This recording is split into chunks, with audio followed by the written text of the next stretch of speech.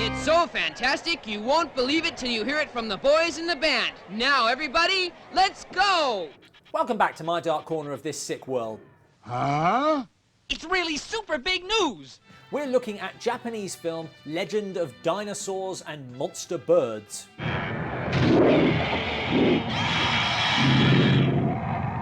This is a post-Jaws kaiju, which means a little more subtle inference. Before the big monsters appear.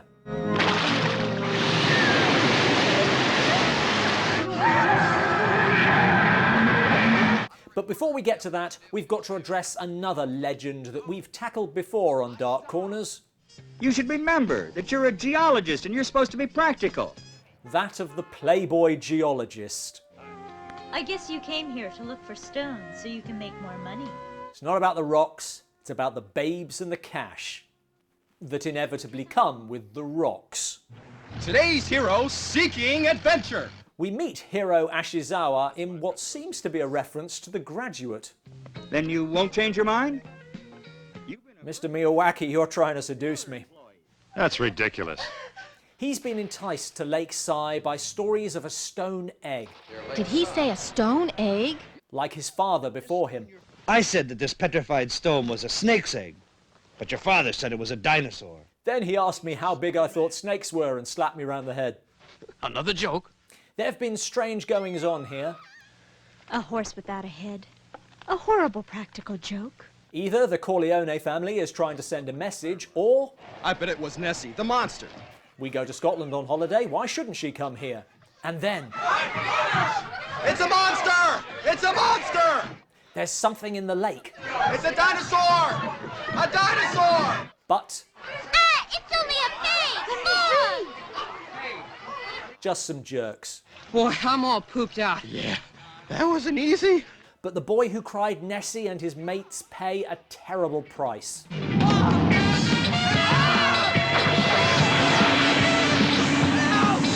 Now Nessie's here, and they do seem wedded to the Nessie thing. But this looks very much like the Nessie monster. She behaves more like a typical kaiju monster, attacking people, peeping on girls,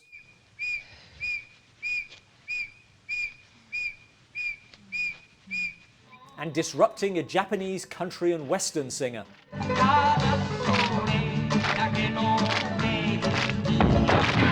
Which frankly came as something of a relief, before disappearing for long periods so no one believes in her anymore. Somewhere in this lake, there's a live plesiosaur. Now, an hour into the movie, you do start to ask questions along the lines of, where are my monster birds? What's that thing? A pterodactyl. What? Well, it looks more like a Rhamphorhynchus. Neither could be described as a monster bird, and while we're on the subject, a plesiosaur isn't a dinosaur, but I don't think we care about the science. If a dinosaur appears, we'll also have magnitude 5 earthquakes. Bigger question, where is it, and why now? If it's a dinosaur, it wouldn't be very strange if there was also a pterodactyl here. Okay, can't stress this enough. This pterodactyl, or whatever, hasn't even hatched yet. This man is saying, if there's one prehistoric animal, why not two? This randomly chosen one, for example. And lo and behold...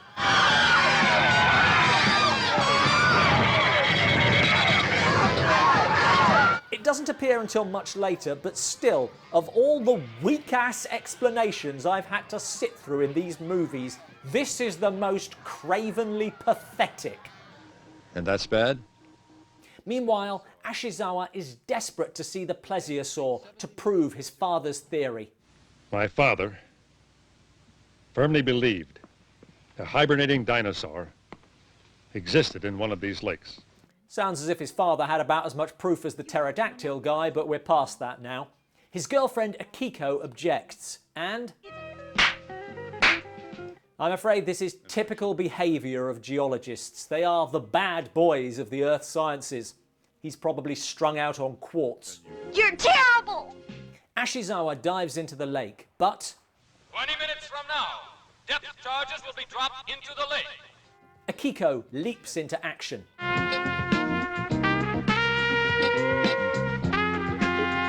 I'd like to believe she's abandoning him as a good way out of an abusive relationship, but I imagine she's going to tell the army to hold off on the depth charges. Actually, no. Rather than making a phone call, she drives home, puts on a wetsuit, and then drives back to the lake to dive down and tell Ashizawa in person he's about to get depth charged.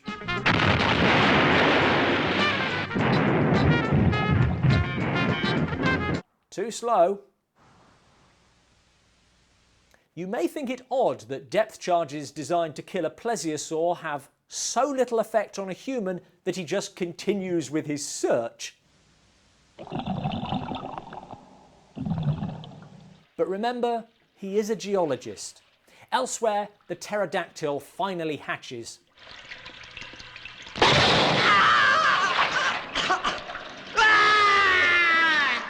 And attacks.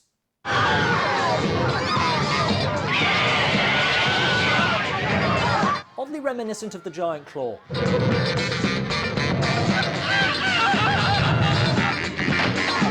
Finally, the monsters meet and fight in a series of furiously edited close-ups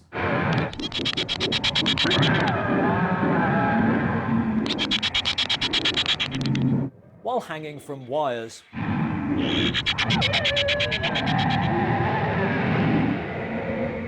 Now, I called this a post-Jaws kaiju. It's a bit bloodier than usual.